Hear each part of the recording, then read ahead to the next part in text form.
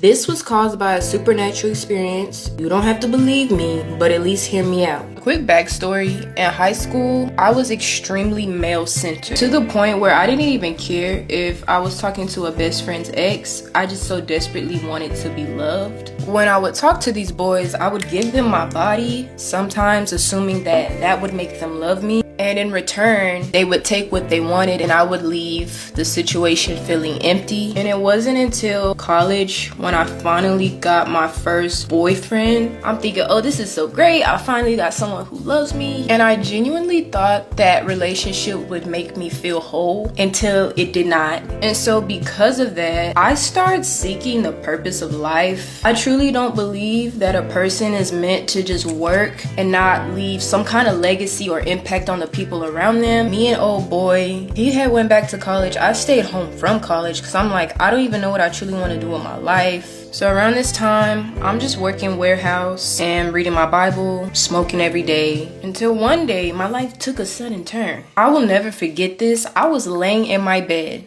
and I was watching this Elon Musk and Kanye interview, and out of nowhere, I feel like this dark presence just rests on top of me. And I know some people probably say, oh, she just can't handle her weed. I was smoking prior to this experience, but it wasn't until this moment where I really was just like, wait a minute, like this is weird, what's going on? The only thing that I could do that night was definitely pray myself to sleep. Probably like a couple weeks later, I had developed this pink eye. And when I tell you my eyes were bloodshot red, it was to the point where my family was like, girl, you need to put on glasses, you look scary. And I had went to the doctor and they were like, this is weird because usually when people develop pink eye, it develops in one eye and transfers to the other, but in your case, you just have them in both, and that's not common. And so I'm like, okay, what do you want me to do with this information? So they prescribed me medicine. The next night, if not the same night, I start having these weird and intense nightmares, night after night for an entire month straight. For example, in one of my dreams, I was in this hotel and it was burning. I'm talking about engulfed in flames. This was a voice of a high-ranking principality or the devil himself. But this voice said, I need you to sacrifice one of these people in this hotel or give me your life. And so I'm running throughout this burning hotel, and every single room, there was a person that was chained to what seemed like their sin. I'm scared, like I'm genuinely like terrified. And I come across this girl and she's like skinny, she's very frail, and I'm just like,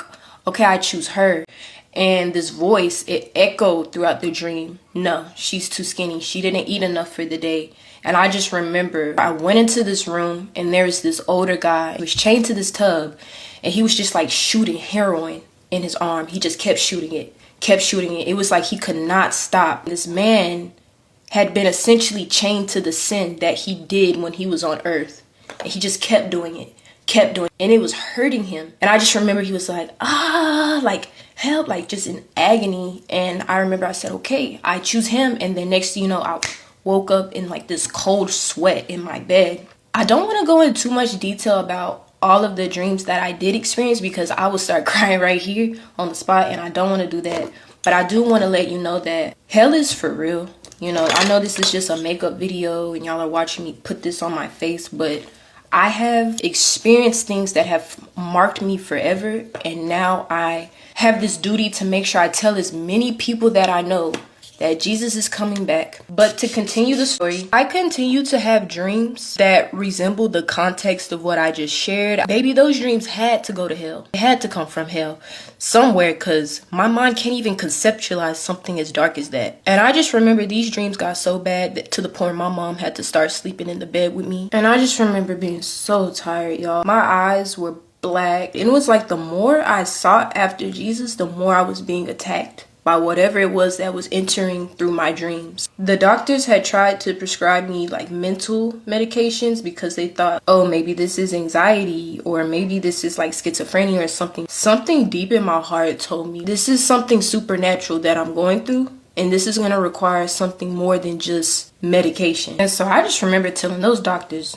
no, I'm not taking your medication. I grew up believing in Jesus, and if I'm being attacked, the moment I start putting my trust in him and I start seeking after him, I know that this is some kind of spiritual battle and that there's something that this God that people say is so good, so powerful, there's something he can do for me. There had came a point in time where I genuinely felt like I was losing the battle, y'all. I remember I had been in my bathroom. I had been so broken, so tired of fighting. That night I got on my knees. I was bawling my eyes out. The floor was drenched in my tears. And I said, you know what? Jesus, if you are the God that I know from when I was a child, all the stories I had been told, will you please save me from this? Because I don't know what this is. That same night, I slept peacefully. I did not have one dream. There was no darkness. There was no fear.